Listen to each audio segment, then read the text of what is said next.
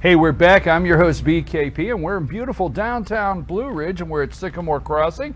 And today is the final day of qualifying if anyone wants to run for one of the Blue Ridge City Council seats or the mayor's position.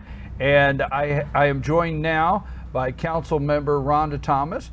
And you qualified, right? Yes. Again yesterday? I qualified Monday. Monday? Well, welcome here. Now you have turned, Rhonda Thomas, you have served 2 terms on the council. Yes. You're seeking a 3rd term. Yes. Why do you want to continue on the council? Why do you want to continue? Why did you qualify and want to continue on? Well, so far my first 8 years, 2 terms, we've accomplished quite a bit, and there's so many things that still need to be done.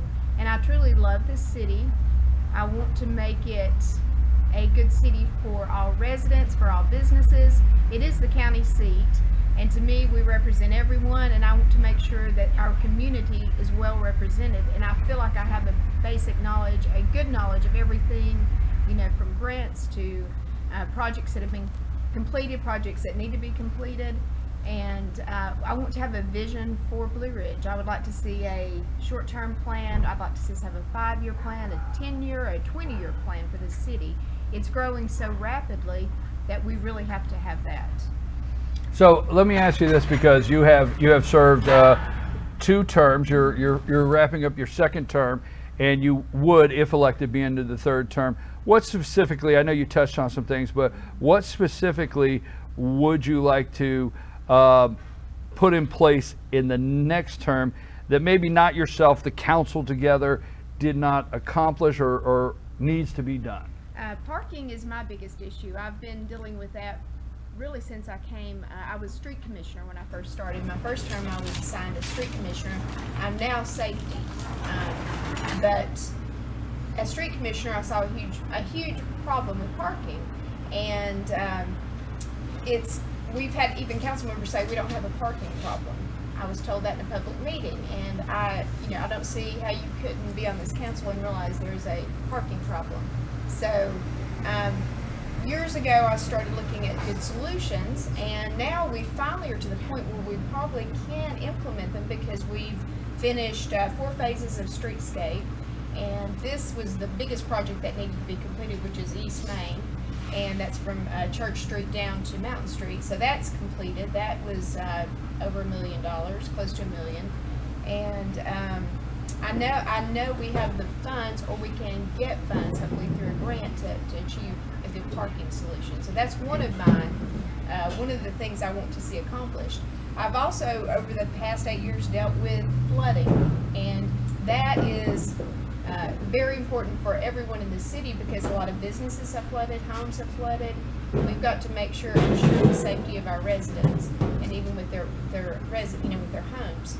So that's one of my, those are my 2 top priorities. Well, I was going through old video. We tried to, I think in the last 6 years, we only have about 3 council meetings maybe we did not attend. But I tried to go through some old video, and I'm back in 2014 watching some old video that the parking was one of the subjects on the video, and I'm thinking, okay, and there's a gentleman, and you can name him if you would like, because he's very public. He comes once a month or every other month and talks about the flooding. Yes. And it was interesting. I'm going through a 2014, some old video, and he's up there talking about infrastructure and the drainage because his property flooded. Is there a plan for that, or is that something that, I understand that has to be done. It's like you have to stop talking about it. I don't mean you particularly, you know what I'm saying? Oh yes. Yeah, and as a council, I think we are discussing that, and we've had our engineer look at that problem, and at the last council meeting, we actually, we're moving forward with getting that done. I would like to see it just completed at one time, and just like this East Main Street project. But I think several council members are now looking at possibly doing it in phases, and starting with north of Mountain Street. So we have a plan.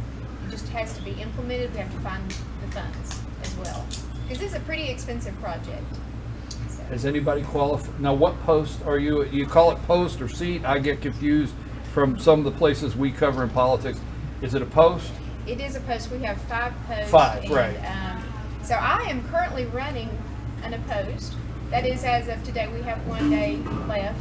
So And just for our Yes. viewers, not to interrupt you, I'm sorry, but for our viewers, it's not everybody runs in top 5 vote getters. That's correct. Because one city in another county, so it's top 5 vote getters. Correct. This city, it is you actually have a post and you have to qualify to run for that Yes. post. Yes. So currently we have, there are several people who have qualified, and of course we are a non-staggered council, so that means we all could be removed at one time.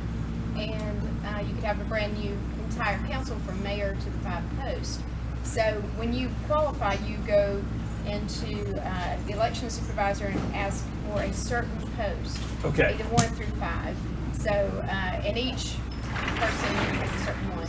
So you may have someone who's completely unopposed, like as of the last election, Harold Herndon. Harold Herndon was unopposed last time, right? So which was great for him. So it's not top 5 vote getters, folks, and that gets confusing sometimes. You actually have to focus on what post and who's running for the post. And right, and today is the last day of qualifying, so nobody is qualified to oppose you at this time. I have heard that I do have an opponent who's, she has mentioned it on Facebook, but I don't know. Yes, and I don't want to mention that till they officially qualify, because that's what I try to do. I want to ask you a question. And now, don't get, it's, you know, sometimes people get with me, they get nervous when I say I put you on the spot, but I'm not going to put you on the spot. It's not going to be bad, I promise. I've interviewed with you before. Okay. All right. I know how you are. So, but here's my question, because you brought it up, and when candidates bring something up, I say that opens the door for me to get an opportunity to say something. We're not a staggered council. So I'm going to tell you, this is my opinion. If elected, I would ask you and the council and everybody to change the charter and stagger, where in 2 years, 3 members of council are up, and then the other 2 years, the mayor and maybe the other 2 members are up.